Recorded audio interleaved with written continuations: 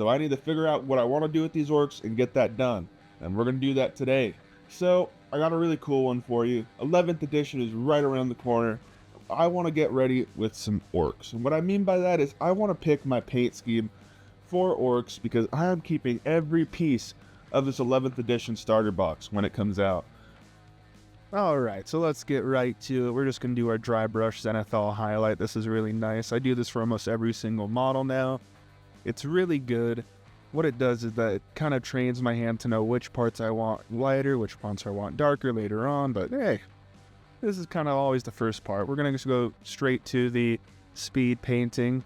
We're using a orc flesh speed paint. The thing with this is that it's coming on pretty well at first, but then once it dries off, it's not coming the best.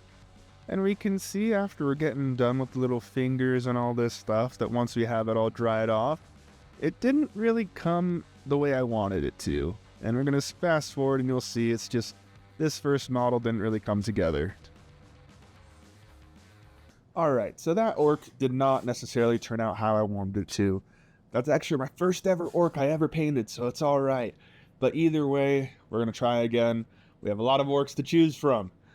I primed plenty of them earlier, so we have enough to do it. Hopefully this second try is going to be exactly what we want.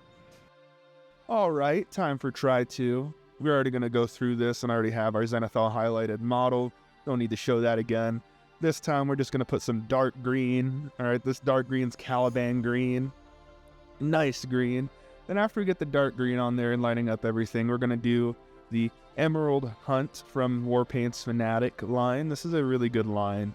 I really enjoy using these paint.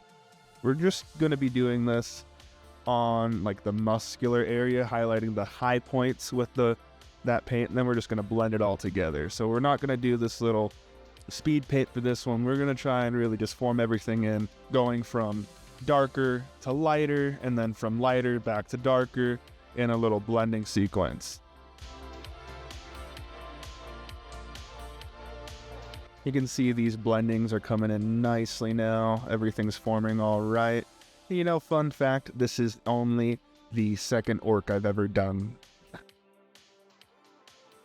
And what's really important next is to get the pants, and one of the issues with the last model I had is that I kept the pants dark black. This time I'm going to go with the brown pants, and we're going to do this the same way we did the skin. We're going with a darker brown. In this case, it's oak brown. And then we're going to move up. So we're going to put oak brown all over the pants, and then we're going to highlight with a dryad brown, which is just a step higher. And then once that dries off, we're going to do even more highlights with a Dorado skin mixed with the dryad brown. That way there's going to be a super high highlight at the end. And then after that, we're going to blend everything together with a very glazed over mixture of dryad brown with water. And what this is going to do is going to really form everything together so it looks like everything's one piece of clothing.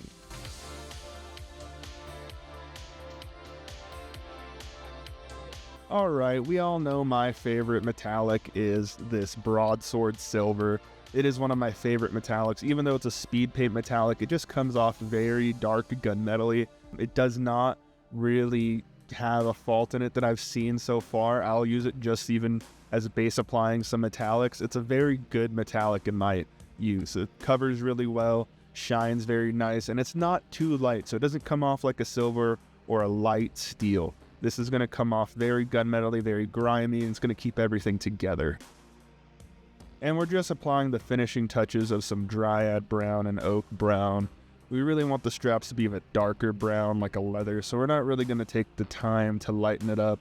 It's going to be already predefined by what it's on, so this one's going to be alright where it is. We're just going to use it more for detailing any leather straps that we miss and anything like that.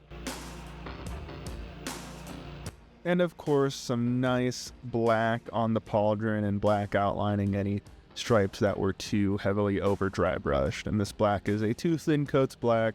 A nice black applies very well.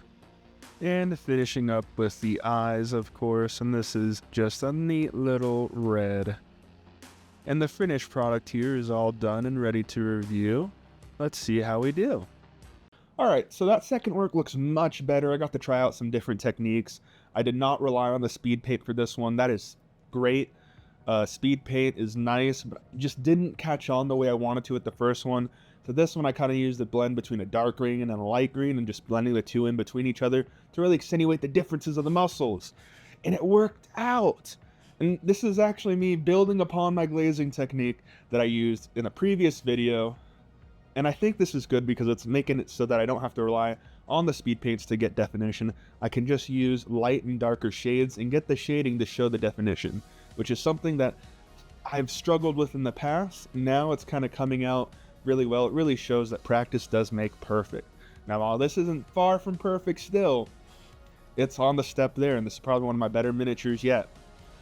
Make sure to like and subscribe if you like what we're doing. I'll see y'all next time.